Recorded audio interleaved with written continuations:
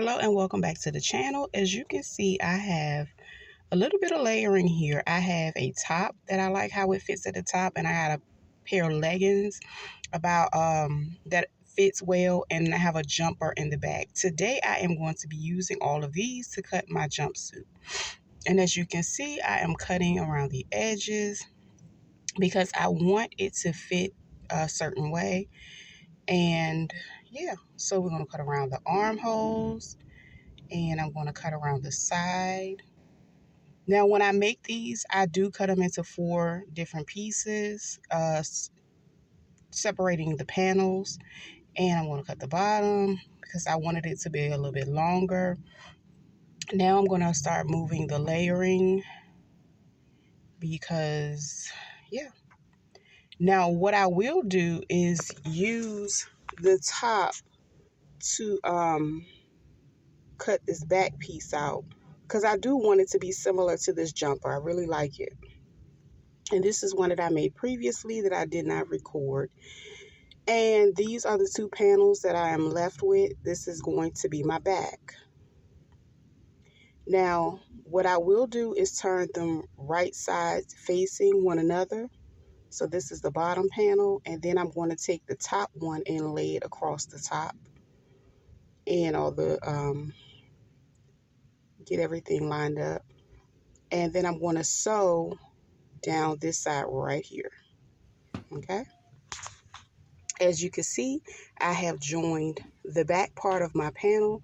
This is how it looks sewn together, and I use a serger. You can use a sewing machine to do the same thing.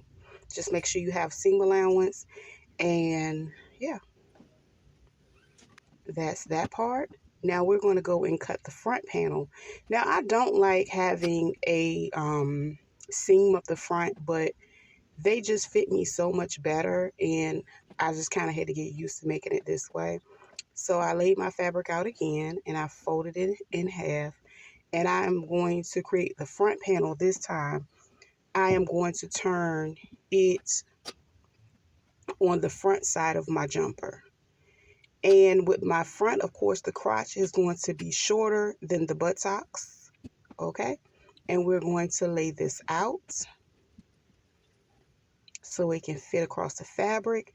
I'm going to take my previous jumper. I could have just traced it, but that's not what I wanted to do. I'm going to do this instead. I'm going to use it to trace the top, and then of course I'm going to use it for the length. But I'm going to lay this across the top of it because I want to make sure they match one another.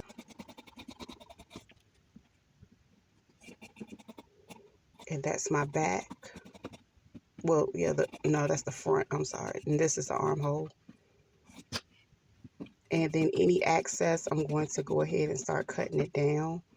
Because again, I'm still working with a stretch knit, so your girl going to have some room.